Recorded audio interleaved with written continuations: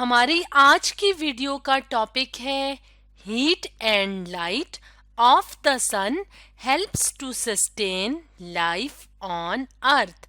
यानी सूरज से जो रोशनी निकलती है और जो हीट निकलती है यानी हरारत निकलती है, तो ये हरारत और रोशनी मदद देती है जमीन पे लाइफ यानी जिंदगी को बरकरार रखने के लिए।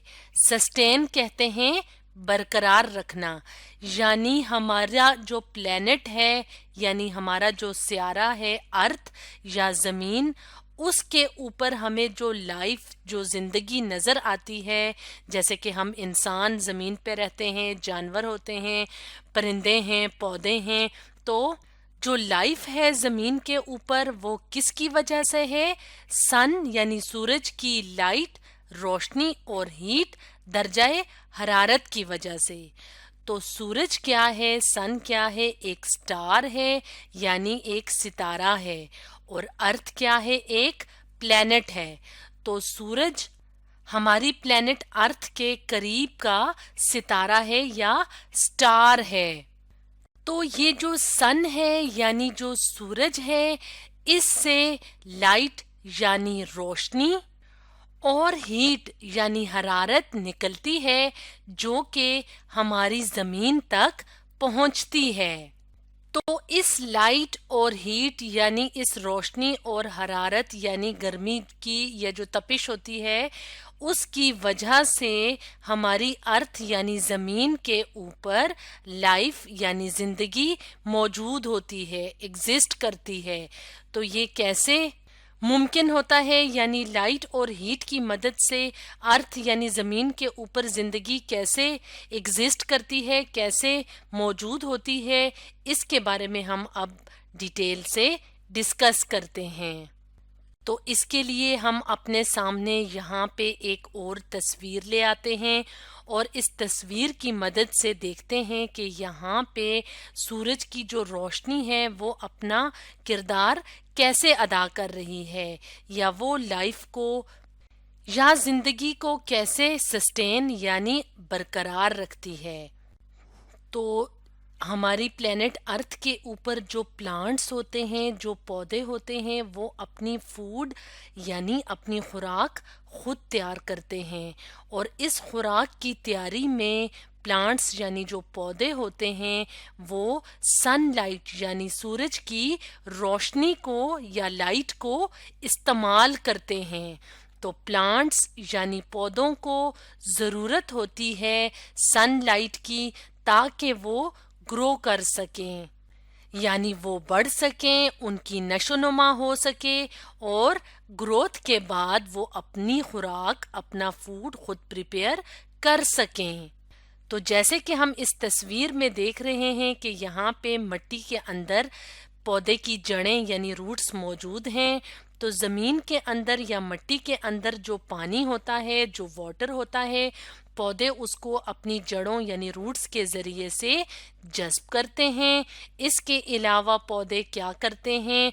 हवा में मौजूद कार्बन डाइऑक्साइड गैस, जिसको हम CO2 भी लिखते हैं, उसको भी जज़्ब करता है, और पौधे सूरज की रोशनी की मौजूदगी में पानी और कार्बन डाइऑक्साइड गैस को इस्तेमाल करके अपनी फूड यानी अपनी खुराक खुद तैयार करते हैं।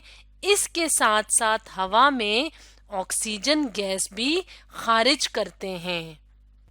तो इसी खुराक को बाकी के जो एनिमल्स यानी जानवर होते हैं और जो इंसान होते हैं, वो इसी खुराक यानी फूड को इस्तेमाल करते हैं जिंदा रहने के लिए।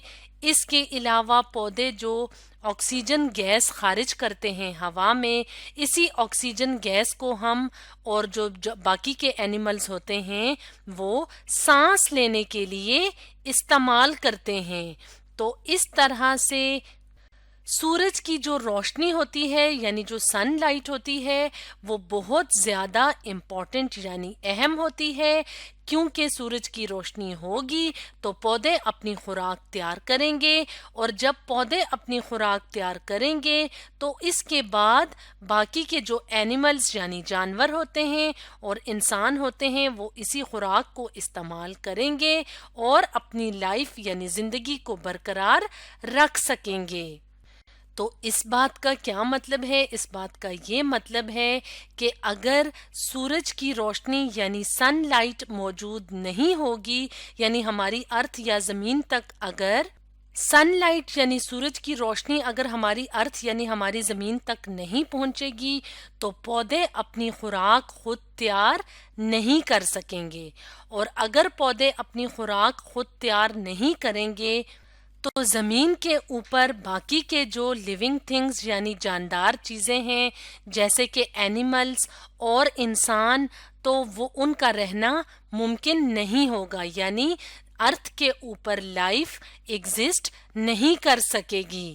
ایگزسٹ کا مطلب ہوتا ہے موجود ہونا، یعنی زمین کے اوپر ہمیں جو جانور، انسان، اس کے علاوہ پودے نظر آتے ہیں، تو اگر سورج کی روشنی نہیں ہوگی تو نہ پودے گرو کر سکیں گے اور نہ ہی اپنی خوراک تیار کر سکیں گے، تو اس کا مطلب ہے کہ نہ ہی پودے ہوں گے نہ ہی باقی کی لائف یعنی زندگی زمین پہ قائم رہ سکے گی۔ تو اس کا مطلب ہے کہ سن لائٹ ہماری ارتھ کے اوپر لائف یعنی زندگی کے لیے بہت ضروری ہے۔ تو جس طرح سن لائٹ ارتھ کے اوپر ضروری ہے تمام جاندار چیزوں کے لیے، اسی طرح سے ہیٹ یعنی حرارت بھی ایک ضروری چیز ہے، کیونکہ اس ہیٹ کو بھی ہم مختلف طریقوں سے استعمال کرتے ہیں۔ مثال کے طور پہ اگر پودوں کی بات کی جائے تو پودے اسی ہیٹ یعنی اسی حرارت کو استعمال کر کے پودوں کے اوپر جو پھل لگتے ہیں، جو سبزیاں لگتی ہیں، وہ پک جاتے ہیں اور پکنے کے بعد اس کو پھر ہم استعمال کرتے ہیں۔ اس کے علاوہ سن یعنی سورج کی جو حرارت ہوتی ہے، جو گرمی ہوتی ہے، اس کی مدد سے واٹر ویپرز یعنی جو پانی کے بخارات ہوتے ہیں وہ اوپر کی طرف اٹھتے ہیں، پھر کلاؤڈز یعنی بادل بنتے ہیں اور پھر ہماری زمین کے اوپر بارش برستی ہے یعنی رین ہوتی ہے۔ تو اگر سورج کی ہیٹ یعنی سورج کی جو تپش ہے، جو حرارت ہے، وہ زمین تک نہ پہنچے تو کیا ہوگا کہ اس طرح سے یہ جو عمل ہے جو ہم نے دیکھا کہ کلاؤڈز بنتے ہیں، اس کے علاوہ بارش برستی ہے، تو یہ عمل بھی نہیں ہوگا۔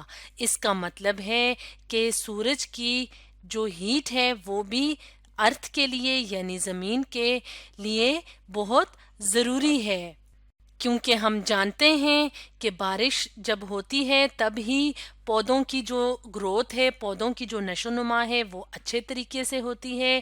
اس کے علاوہ جو بارش کا پانی ہوتا ہے اس کو مختلف طریقوں سے ہم استعمال کرتے ہیں۔